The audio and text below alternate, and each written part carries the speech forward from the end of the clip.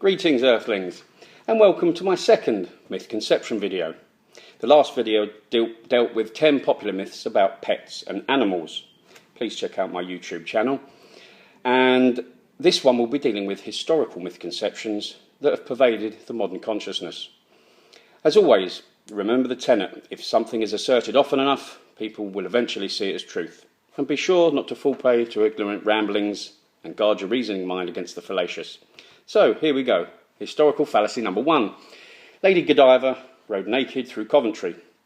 Yes, Lady Godiva existed during the Middle Ages. Yes, she did protest against her ruthless husband, Leofric of Mercia, Lord of Coventry, to reduce the enormous levy on taxes. But no records tell, or indeed show her riding naked through the streets of Coventry. But at least 200 years later, after her death in 1236, a legend began. The myth states that she threatened her husband to lower taxes and said if he didn't, she would ride naked through the marketplace of Coventry. He didn't, and she did. The townsfolk respectively stayed indoors, but a tailor named Tom peeped out through his window and was struck blind, hence the term Peeping Tom. The legend most likely uses Godiva as a retelling of folklore about pagan goddesses and processions through the countryside in their honour. It bears a striking resemblance to the Greek myth about the hunter Actaeon, who spies the goddess Artemis bathing naked. She instantly turns him into a stag, and he's hunted and torn apart by his own hounds. Many myths of pagan goddesses had similar themes of the sanctity and honour that must be afforded to the naked female form, and were punished if they were transgressed. Number 2. People who lived in the Middle Ages had a very low life expectancy. An interesting statement, but one that bears slightly closer scrutiny. During most periods of history, humans had a much lower life expectancy than they currently do. But this is only because of the enormous infant mortality rate that effectively lowered the age to, well, around 31 during the Middle Ages. The truth is, if you actually survived into your late teens, your life expectancy was around 64. That's only about 10 years difference on today's life expectancy. So yes, the life expectancy average was low in the Middle Ages, but if you survived childbirth and into your teens, then you had a good chance of having a fairly good innings. Number 3, Napoleon was short and suffered from small man syndrome. Small man syndrome is said to be a psychological condition from which both sexes suffer, characterised by aggressive and domineering social behaviour. Many scientists say it doesn't exist, but other scientific research does tend to support that shorter people will suffer from increased paranoia and negative feelings, which can result in aggressive and overcompensatory behaviour. It is certainly true that people under 6 feet do tend to over-report their height by at least several inches. I must say, from my own personal experience, and even my brief dalliances on internet dating sites, the first question I was always asked by a prospective partner was, "How tall are you?" 5'8", I would answer. 9 times out of 10, that would usually be where the conversation ended. But I digress. Napoleon's stature certainly wasn't the reason for his dreams of conquest and world domination. Napoleon was an inch taller than his fellow Frenchman, was 2 inches taller than Admiral Nelson, and only an inch shorter than the Duke of Wellington, who handed him his last defeat at Waterloo. Anti-Napoleonic propaganda at the time pictured him as a small, angry man, and his nickname, the Little Corporal, referring to his humble beginnings rather than his height, probably cemented the myth that he was a disgruntled short arse. Number 4. Sir Walter Raleigh introduced potatoes and tobacco to Europe. Much myth and controversy swirl around the character of Sir Walter Raleigh. Courtier, explorer, privateer, he certainly didn't introduce either tobacco or the potato to Europe, though. The Spanish introduced the potato to Europe, and it was being cultivated in Spain and Italy before it reached England during the second half of the 16th century. It was the Spanish again who brought tobacco to Europe around 1520, and within 10 years its use was widespread. French ambassador Jean Nicot, from whose name we get nicotine, sent samples to Paris from Lisbon, and the rest is indeed history. Another legend has Raleigh laying down his cloak for Queen Elizabeth to step on in an ostentatious display of chivalry. But again, this is pure myth, probably invented by the historical embellisher Thomas Fuller. Another misconception is that he was beheaded at the order of Queen Elizabeth. Not true. He was taken to the Tower of London twice. The first time for his illicit marriage to one of Queen Elizabeth's ladies-in-waiting, for which he paid a fine and was released. And secondly, by James I for treason. Unfortunately, he didn't quite escape these charges and in 1618 was beheaded. Shortly before he was executed, he was reported to have said to his rather hesitant executioner, "This is a sharp medicine, but is a sure cure for all diseases. What dost thou fear? Strike, man, strike." Oh, they don't make them like that anymore. Number 5, Jesus was born on the 25th of December. Contrary to what is believed, there is no proof whatsoever that Jesus was born on this date. There is certainly no mention of it in the Bible. There was also no mention of the number of wise men that came to see him, only the number of gifts, 3.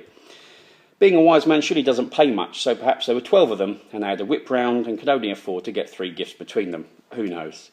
The truth is, there were a number of popular pagan festivals that fell on or around the 25th of December, and Christianity probably adopted one of the dates.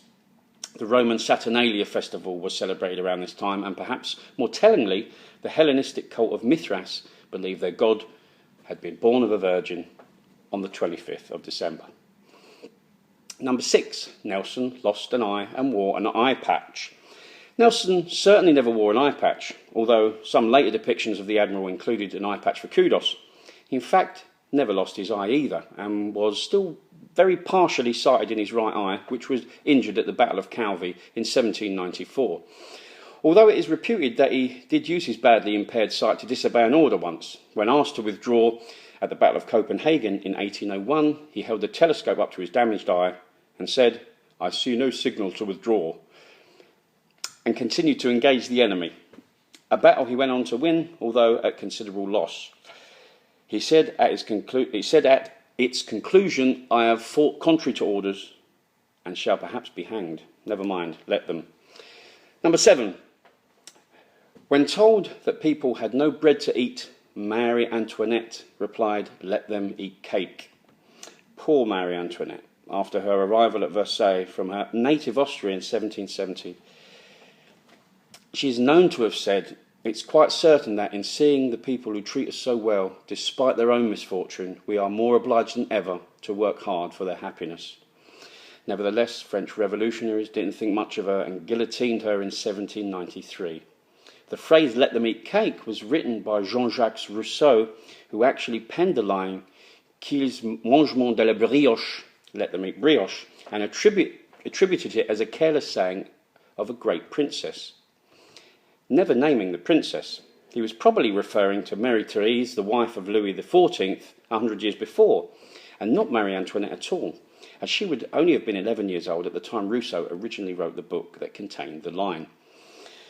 But it is Marie Antoinette who is remembered in history for being the compassionless queen who, when told that French people had not even bread to eat, callously replied, "Let them eat cake." Number 8. An American tycoon bought London Bridge under the misconception he was buying Tower Bridge. Now, it's true that many tourists, Americans included, still make the mistake of calling Tower Bridge London Bridge. But that certainly isn't true of the American that bought London Bridge back in 1968. They were under no such illusion and knew exactly what bridge they were buying. London Bridge is not just a bridge, they were told. It is an heir to 2,000 years of history, going back to the 1st century AD, to the time of Roman Londinium, even though the stone bridge in question had been built in the early 19th century.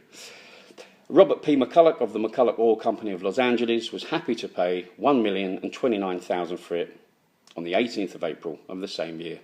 It now stands at Lake Havasu City in Arizona. Number 9. The nursery rhyme "Ring a Ring a Roses" refers to the bubonic plague. Not very likely. The nursery rhyme itself does not appear in print until 1881, and the plague reference is not made until the 1950s. The first great outbreak of the bubonic plague is in the 14th century, between 1346 and 1353, when it wiped out over a third of Europe's population. It recurred throughout Europe during the Middle Ages, but never quite as severely. There was another outbreak in 1665, which was curtailed by the Great Fire of London, which destroyed much of the old city in 1666. But there is no reference to the nursery rhyme from either of these periods. The logic behind it essentially being a rhyme about the plague is that "Ring a Ring a Roses" is meant to refer to red circular sores that afflicted the plague victims. A pocket full of posies was believed to have been a ward against the plague and to combat the awful smell that the afflicted suffer from. A tissue is meant to refer to the coughing and sneezing of the later symptoms of the disease, and we all fall down is meant to refer to dying. Now, this all sounds quaintly believable until you realise that sufferers didn't actually suffer from these symptoms. The circular red sores they had, they didn't have circular red sores, they had weeping buboles. There is evidence to suggest that posies of herbs and flowers were used to mask the stench of the disease, though, but victims didn't sneeze, they vomited blood. The victims were immobilised or bedridden, and they didn't fall down, they simply died where they lay. Most historians dismiss this claim as false, as there are a number of diseases and symptoms that this nursery rhyme could allude to if they wanted to make the claim. But most folklorists assert that most nursery rhymes are usually innocent rhymes whose words are playful nonsense. I think John Lennon described this phenomena best when he said, "We learned over the years that if we wanted, we could write anything that just felt good or sounded good, and it didn't necessarily have to have any particular meaning to us." As odd as it seemed to us, reviewers would take it upon themselves to interject their own meanings on our lyrics. Sometimes we sit and read other people's interpretations of our lyrics and think, hey, that sounds pretty good. If we liked it, we kept our mouth shut. And just accept the credit as if that was the meaning all along. Number 10. Vincent van Gogh cut his ear off. Mystery and controversy swirl around Van Gogh, his struggle with mental illness, and his relationship with painter Gogh. It's even theorised that Gogh himself cut Vincent van Gogh's earlobe off with a fencing sword during an argument, but this explanation is considered highly unlikely. It appears that Van Gogh only cut off the lower part of his ear, while alone, after he'd had a heated row with friend and fellow painter Gogh earlier in the evening of 24th of December 1888. It is again highly debated as to whether he then gave or sent a piece of his ear to a prostitute at a brothel that Gogh frequented and that had once posed for him. One thing seems certain, though. His ear was not cut off, and much of it remained on his head. Interestingly enough, a recent book even claims that Van Gogh did not in fact deliberately shoot himself in a field in France, but was in fact shot by a local boy with whom he had a complex relationship. The mysteries of Van Gogh's life, like that of his work, only seem to deepen with time. Oh, and there we have it, 10 historic misconceptions exposed to the light of truth and reason. But please, leave a comment below if you're at odds with any of my assertions. I'm not averse to learning myself, and my knowledge is by no means absolute.